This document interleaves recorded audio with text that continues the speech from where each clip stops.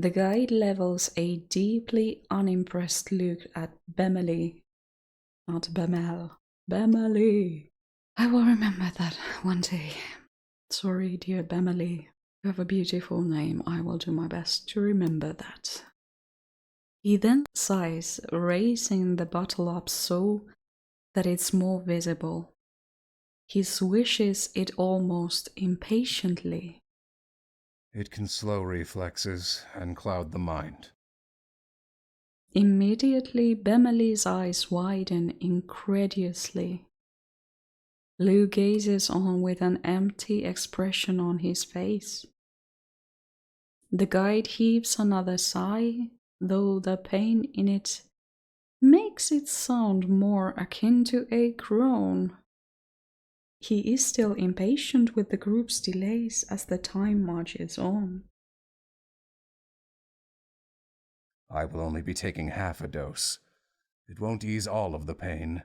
However, it will reduce the odds that I will be notably impacted by any adverse effects. I know how you feel about others coming close to you, but is that truly the best solution to a situation like this? You need to be clear-headed here. Bemelle takes another heavy step forward. He meets the guide's eyes stonily. No, you can't drink something like that. I'll carry you. Bemelle presses forward, encroaching on the guide's personal space. The guide visibly shrinks back again. However, he can't hobble much further away due to his injured leg. That won't.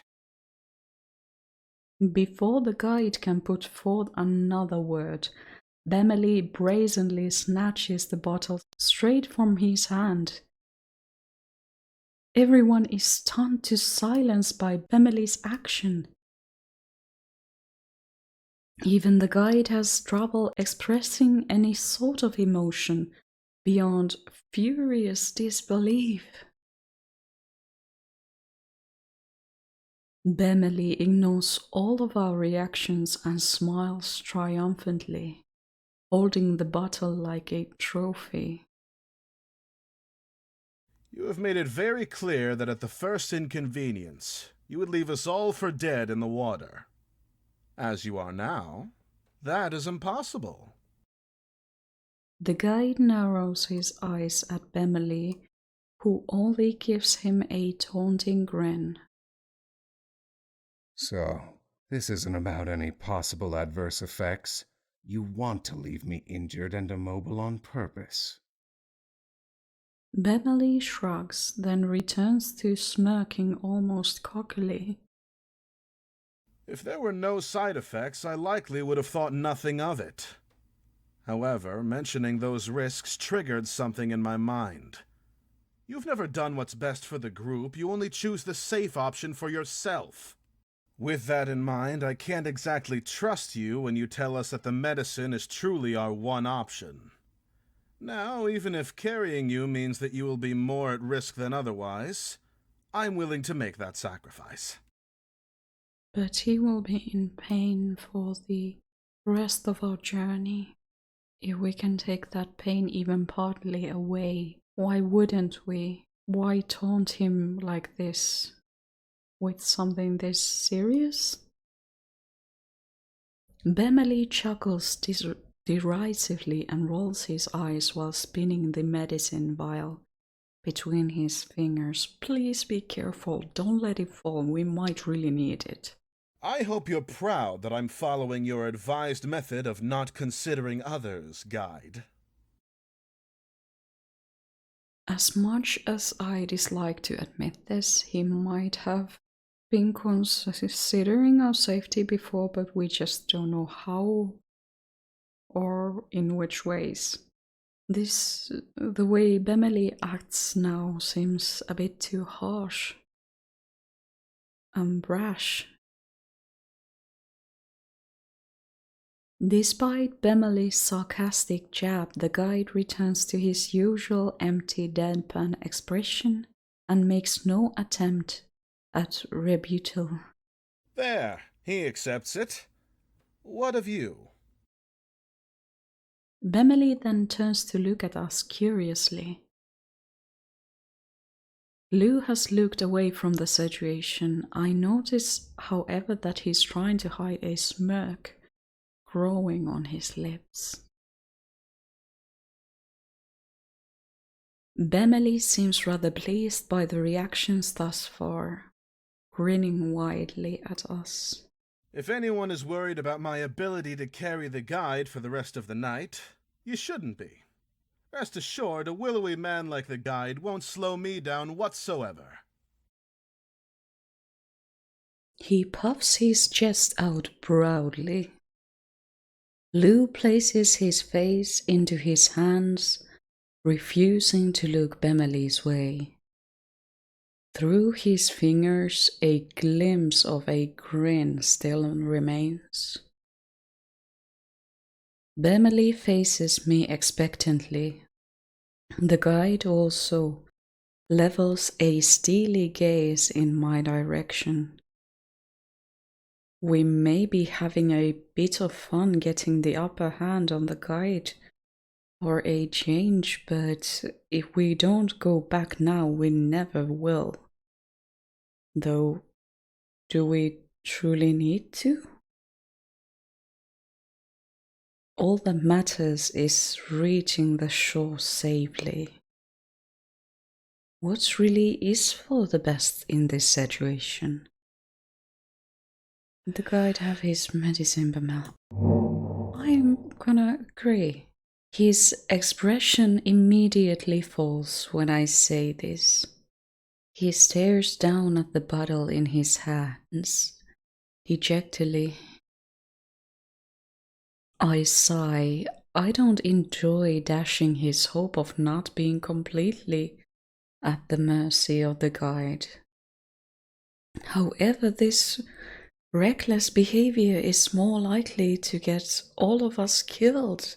He cannot carry a man for this entire journey. I'm aware that you have good intentions, but having a mutiny on our guide is going too far. Considering the state he is in, it's possible that his mind is clouded already because of the pain. What if he is no longer able to keep his eyes open after a while? If the guide cannot take care of himself, then he won't be of assistance to anyone. Bemelle scans me, and I can tell that he still has reservations over my argument. I can't blame him. The guide will not give up on his own life over some pain. Yet I stand by my reasoning and look at him firmly. Bemelle looks at me and then back down at the bottle. The others start to grow nervous over our battle of wills. Hand back the medicine. The guide won't leave us behind as long as we follow diplomatically. We all must cooperate. I agree. I mean, I get that there are risks, but if you are in dire pain, like if you're hurting really badly, you are not able to think clearly, and we need the guide in order to survive, even though I as a player don't trust him, and it seems like our characters don't trust him either, but he's what we got for now, and he's injured, and if he needs his medicine, let's allow him to have that medicine.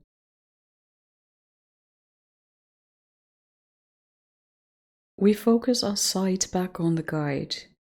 Realizing he's become the center of attention, he haltingly gives us a nod. Bemelle clicks his tongue a few times before doing as I asked and handing the vial back to its owner. He feebly accepts the glass and uncaps it, downing half the vial without wasting any more time. I feel confident that the guide will continue to show us the way. However, Bemelle starts to grow frustrated when the guide does not immediately speak. pressing his heel into the wooden board below in anticipation. The guide softly rests his forehead against the side of his staff. His eyes droop slightly as he relaxes his muscles briefly. He waits patiently for the medicine to kick in, forcing the rest of us to do the same. After a brief pocket of time, the guide's labored breathing steadies, and he slowly pulls himself up onto his feet with his staff as leverage. Despite stumbling slightly in trying to get up, the spike in energy he receives from the medicine is noticeable. We must continue now. He doesn't waste that strength communing with us further, instead turning his back towards our small group, and with that brief statement finished, he starts down the bridge. I can still see him limping. I cannot deny that it's worrying. He's already taken half the medicine. Would taking enough to properly walk be so much of a risk? I begin to follow after the guide, and the two with me follow behind, making sure to stay within the safe harbor of my light. Oh, once I'm near him, I notice that he isn't becoming more stable in jade. I ponder over whether I should mention my thoughts to him or not. I'm not gonna say anything. It's his choice if he wants to take half a dose. It's not my decision. I don't even know what this medicine is. I bite my tongue and let the thought go. Now is not the time to be making even more of a fuss. The guide knows how to manage these types of situations. Creating another discussion will waste more of our time and accomplish nothing. It's already been settled, and I need to keep it that way. Our group moves at a much brisker pace than the previous night. After the exchange that just took place, the mood has sunk low into a murky pool. Not a word is exchanged between us. The only sounds that accompany us are the whispers of the demons in the lake and the pounding of our feet hitting the wood. After some time, we encounter a strange bridge. The oddity is noticeable immediately. The boards bend inwards and become far narrower than the other bridges we've come across. The guide marches towards with no hesitation while the rest of us awkwardly halt in front of the unknown path. He calmly walks in the center of the boards. Halfway there, he begins to wobble. I suck in a breath as I can only watch. To my relief, the guide is able to steady himself and make it all the way across without another hitch. Now it is our turn, and with only a single lantern shared between us, we have to be mindful of how to cross without leaving anyone in darkness. Okay, so at the moment we are having only 2 lanterns, the one that our guide has and the one that Kikka has. Good to know. Our life might depend on those lanterns. I will stay in the middle. One of you will lead while the other goes behind. I ponder over what positions to take. The person in front could potentially stall the others or bump into us, so it seems important to send someone capable of crossing without stopping. Yet it may also be better to send someone who could possibly be left behind first, to ensure that doesn't happen.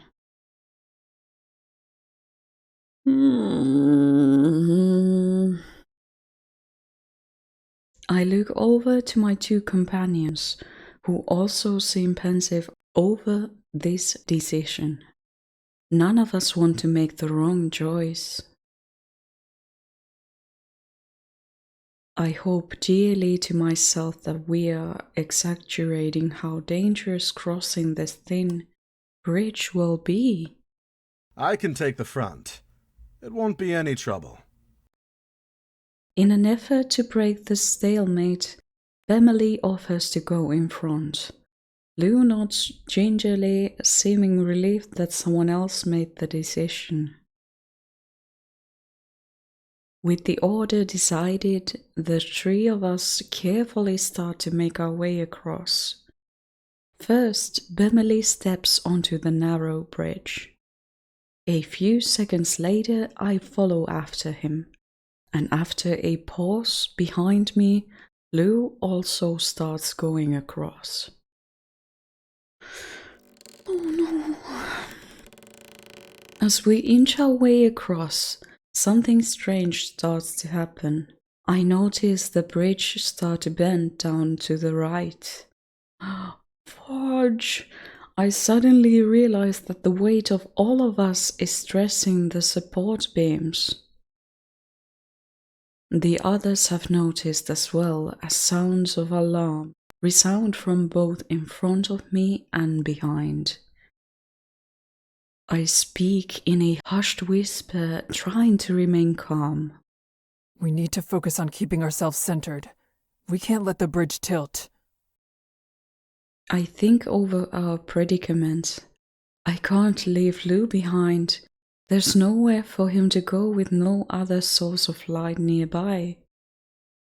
Bemelle could try going by himself while we keep still.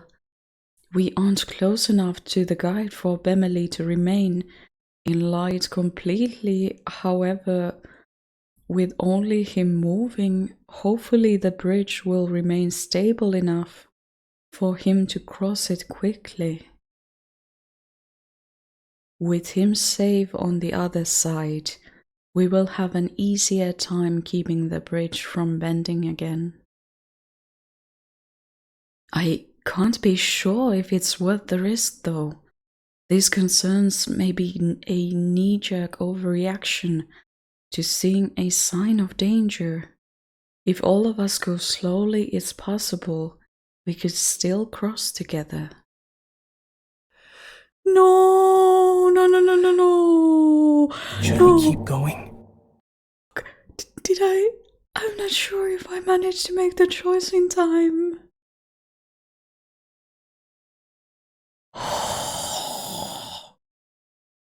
Lou darts his eyes around the lake nervously. Yes, we need to move forward. If someone notices the bridge bending at all, they need to slow and tell the rest of us. Both of them nod, and so we begin inching our way forward. I focus my thoughts on putting one foot in front of the other, keeping my balance in check as I try to remain centered.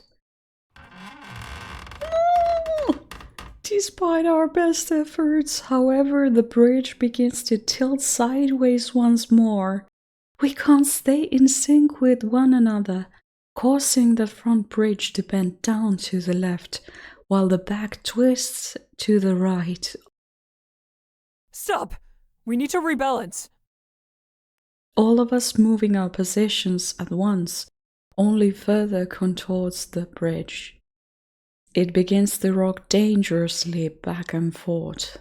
I start to struggle to remain on my feet, let alone be perfectly centered. It isn't me alone. The lot of us struggle to keep from toppling over as the bridge waves from side to side. I hear a gasp behind me. I turn my head and see that Lou is slipping. He stumbles clumsily, tripping over his feet and getting dangerously close to the edge.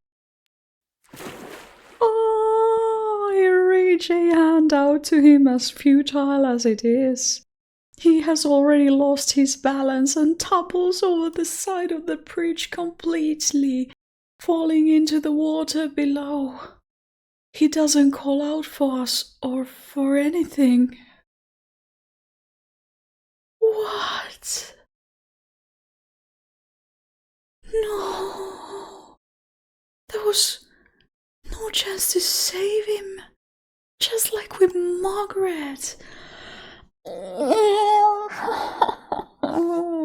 fudge. Damn it. Lou! I shout desperately, but my voice can't help. He vanishes from sight into the depths. Lou never resurfaces. There's not so much as a bubble coming up from the lake.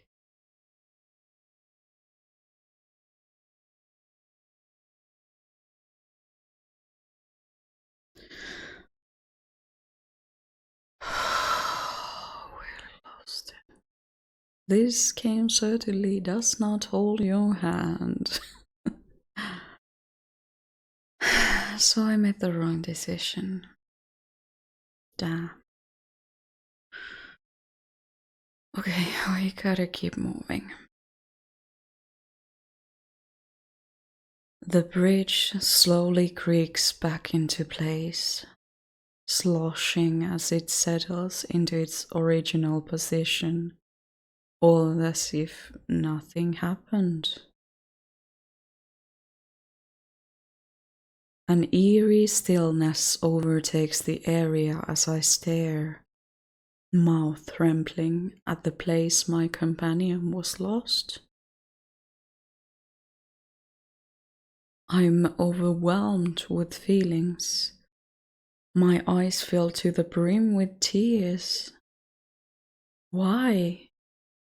Why did this have to happen? Before I have any time to grieve, the guide's voice rings out on a wind from across the bridge. You cannot stay there. You must keep going. I count my breaths in an attempt to calm myself. As long as I stand here, Bemelle can't move. I'm going to start walking again. Her eyes are filled with tears. All right. Bemelle replies with agreement. However, there is a quiet anger running through his response. Now, with only 2 sets of feet instead of 3, it is not as difficult a journey to make. The mere idea of one of us being missing pains me to my core. Eventually, we make it to the other side of the narrow bridge, and remaining 3 of us stand together quietly as we process what happened. I place my free hand over my face to cover my eyes as I begin to weep. Not all of us made it, no matter how many times I stated in my head. I'm not able to make myself accept it. We were all here just a moment ago, and yet now? How could this have happened? Forget what you saw. As of right now, nothing matters except for the fact that we have yet to reach the shore. Morning will arrive soon. We must continue.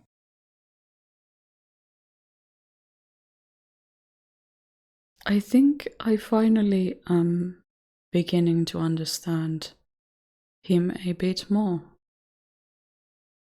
He needs to be stoic because he must have encountered situations like this over and over and over and over again. If he would cry over each loss, he couldn't do this job. But it doesn't make this any easier. I can understand the words. I need to keep myself together until I reach the shore. And yet, it seems impossible to actually do. Everyone is being lost one by one. I can't take it. Bemelle places a firm hand on my shoulder. He tries to comfort me while mourning himself. The guide taps the base of his staff into the boards, not allowing us to become lost in our sorrow. Bemelle levels a bone-chilling glare at him. Despite this, he lightly tugs on my shoulder, urging me to keep going. I manage to make myself take a step forward. My stomach twists as we simply have to move past the death of another person for the second time. It's so cruel. Lou was such a brave man. Despite whatever had been plaguing him, he didn't let it stop him in place. He could have done so much more, but all that was lost in a moment. I'm sorry. I'm so sorry. Which are precisely the words Lou was saying when we encountered him for the first time. After hours of navigating the web of bridges, the faint silhouette of the shore creeps into view. It seems unbelievable that the end is in sight. Even that wisp of hope does little to ease the ache inside me. I still feel hollow inside. Those of us remaining continue in the direction of the shore, and the darkness around us begins to break. A seed of worry sprouts inside me. Will we make it? The guide ahead seems to have no sign of concern on his face. I hold on to the hope that we will be able to make it through.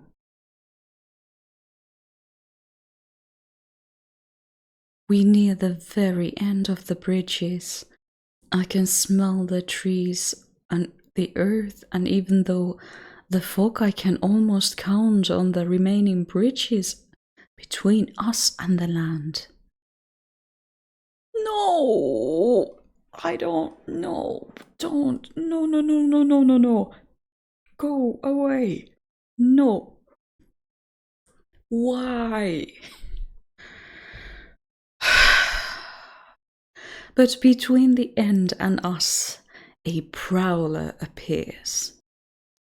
Bemelle curses quietly as the prowler slowly, sloppily advances. I eye the monster intently. It makes no move to leave us, so I turn to the guide instead. Here, take my lantern. Once it's scared off, we'll make our way to the shore. It shouldn't be an issue with it so close by. The guide says nothing. However, he extends his hand to accept my offer. I feel my body tense for a moment before relinquishing my light to the guide. It's not much further. I'm sure we can make it. The guide slowly steps ahead. He and the creature brace for confrontation. Bemelle and I stay close enough to the guide's back to keep from being left behind in the darkness. Be ready to run. Don't get left behind. He then darts forward and launches the light directly at the prowler. It makes a snarling hiss as it retreats, defeated back into the black waters. None of us waste even a second looking back. We push forward. I race across the bridges, desperately trying to keep the guide's light-edged figure in clear sight. I run as fast as I can possibly manage without slipping on the boards. We run across the entire way, spurred on by the shoreline rapidly approaching. Miraculously, I feel my feet plunge into dirt. I stumble forwards, nearly collapsing onto the ground while trying to catch my breath. It feels as though I've come out of a long dream. We made it. Thank God. Oh, thank God. I rest there quietly for a few moments, taking time to allow my breathing and emotions to settle down. Finally, I look up from my lap and see Bemelle standing ahead of me. Both of our eyes are flowing with tears. Bemelle walks over and sits down in the dirt nearby. He gazes deeply into my eyes, with a gentle smile gracing his lips. No words need to be exchanged between us to know what the other is thinking.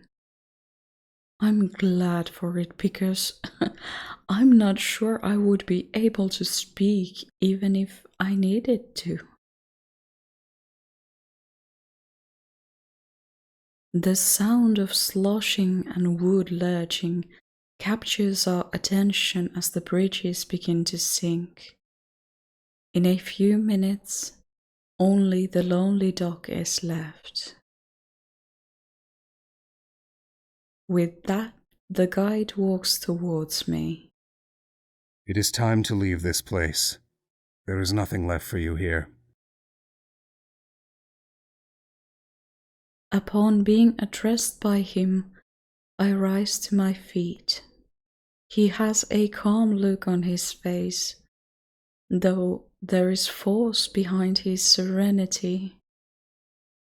I open my mouth in an attempt to speak. However, I quickly realize I have little idea of what to say. Do I thank him for this? Should I give him my trust? Was our survival because of him or despite him? Even now, I cannot know for certain. And then the fog is removed from my thoughts. After everything that has happened, it becomes clear. I harden my face to match his serious disposition. There is something he's certainly right of. This lake isn't a place to linger. Going round and round in circles will never help. We cannot submit our lives or our minds to sinless. For better or for ill, there is only one person who can help those once they are within its grasp: the guide. If he were removed, the place would be no safer. What I must do if I truly want to defend others is keep them from coming here at all. When I return to my village, I intend to make that information acutely known to our elder. For that to happen, we must leave. Goodbye. His eyes narrow as he looks over me. I begin to feel uncomfortable under his scrutiny, but for a moment I could swear I noticed him smiling slightly. Yeah, that might be a smile, true. However, it could easily be a trick of the morning sun. I look away to face Bemelle, not wanting to get caught up in this any longer. Bemelle, we're leaving. He lifts his head at my voice and grins, though his expression quickly sours into a frown. He shows no eagerness to move forward and keeps his distance. He still feels regret that it is only us who are leaving. I empathize greatly with him, knowing that feeling is one we will never escape from, even after this lake is far behind us. However, he manages to weakly smile again. Those words are music to my ears. Let's head out. Let's do that. Bemelle walks towards the forest without even acknowledging the guide. That is for the best on the whole. We must get away from here. It saddens me to think Bemelle doesn't even have the strength to become angry, though perhaps he had an epiphany about this lake in the same way that I did. We will be able to discuss that on another occasion. Despite the firmness I so intently try to have, my heart starts to waver. Margaret, Lou, they're both still here. I wish to give them a proper farewell. I want to do something. My eyes begin to water and I almost turn back around. No, it is done. I need to remember that. They would never want me to ascribe their lives to sinless. Nothing would disgrace their memory more.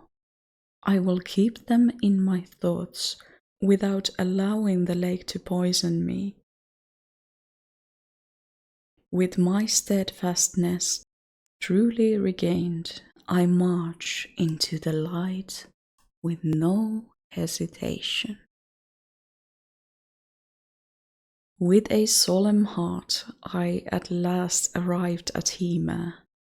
They were grateful to see me, for it was a desperate situation indeed.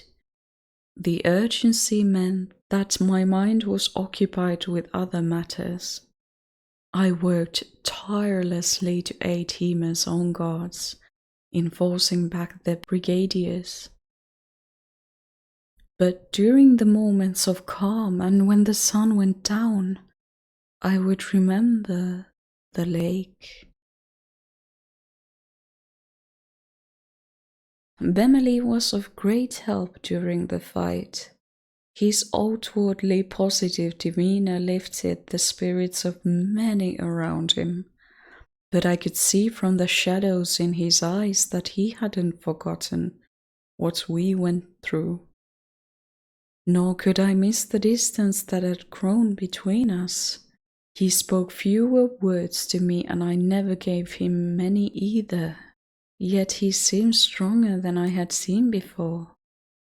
I admire his will. When receiving payments for his services, the guide must give a report of all those who both succeeded and failed to cross the lake. The name and fate of Margaret soon became known in Hema. I added that she was an intelligent, thoughtful person and urged them to show respect for her passing. I hope that one day I will have the opportunity to go to her hometown and give my own proper respects. His retelling of events had little to say of Lou. I know that is because he was not meant to be there and was never one to open up. But it still saddens me to face how I never truly got to know who he was. I can only pray that those who cared for him will learn the truth of what happened. I have not heard nor seen the guide since then. He will remain obscured in that realm of fog and fear, a mysterious light off in the distance that is ever out of reach of the real world. I worry about when I must return home to my usual life. It will be difficult to continue as things were before. One thing I know for certain is that my village elder must be told that no one is to cross sinless again. I have already told the Hema leaders the same. Not a single more person should have to experience what we did. Its darkness will remain with me for the rest of my days. Though so much was lost, I try to believe that our lessons will keep others from suffering the same way, and in the end, something will be gained.